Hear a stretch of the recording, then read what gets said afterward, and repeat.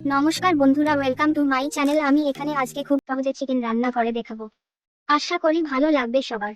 পরিমাণ মতো প্রথম তেল দিলাম 1 কেজি। 500 গ্রাম চিকেনের জন্য আমি এখানে 150 গ্রাম তেল ব্যবহার করেছি। আপনারা চাইলে আরও তেল ব্যবহার করতে পারেন, কিন্তু আমার এখানে 150 গ্রাম তেল ব্যবহার করাই ভালো বলে মনে হয়, কারণ মাংসের থেকে একটা তেল বেরিয়ে আসে।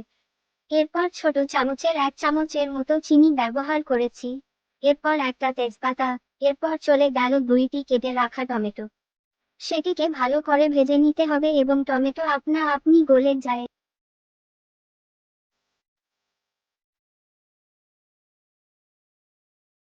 এরপর 150 গ্রাম কেটে রাখা পেঁয়াজ কুচি দিয়ে দিলাম।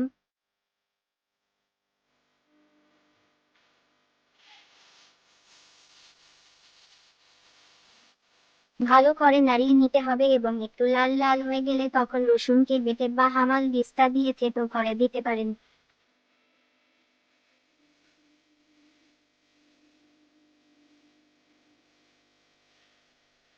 পেঁয়াজটা লাল লাল হয়ে এসেছে, এরপর রসুন দিয়ে দিলাম। ভালো করে নাড়িয়ে নিতে হবে যতক্ষণ না ভাজা হচ্ছে।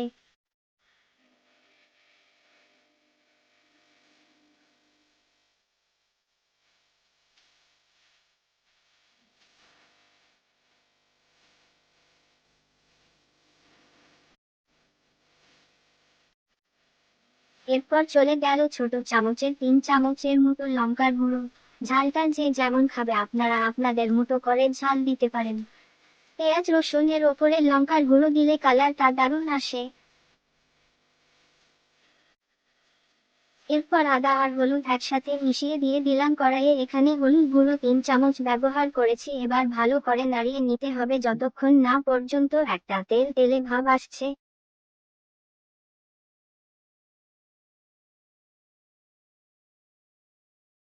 এরপর দিয়ে দিলাম চিকেন। ভালো করে নাড়িয়ে নিলাম।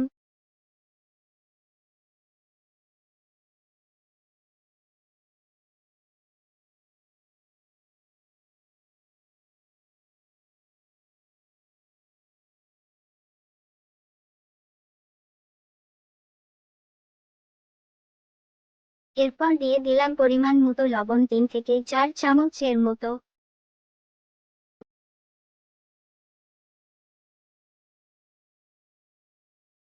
নাড়তেই থাকুন যতক্ষণ না পর্যন্ত লবণটা মিশে যাচ্ছে চিকেনটার সঙ্গে। এখানে কোনো জল দেব না, আপনা আপনি জল বেরিয়ে আসবে লবণটার জন্য।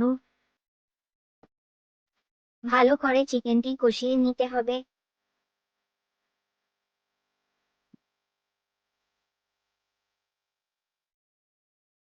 এরপর আমি এখানে মিট মশলা এবং চিকেন মশলা ব্যবহার করছি। একটা বাটিতে মিট মশলা এবং চিকেন মশলা ঢেলে দিয়ে একটু জল নিয়ে মিক্স করে নিতে হবে। দেখুন এখানে আমি ভালো করে মাখিয়ে নিয়েছি দুটি মশলাকে। এরপর চিকেন মশলা এবং মিট মশলার মিশ্রণটি দিয়ে দিতে হবে। এরপর একটু জল ব্যবহার করব। আবার নাড়িয়ে নিতে হবে।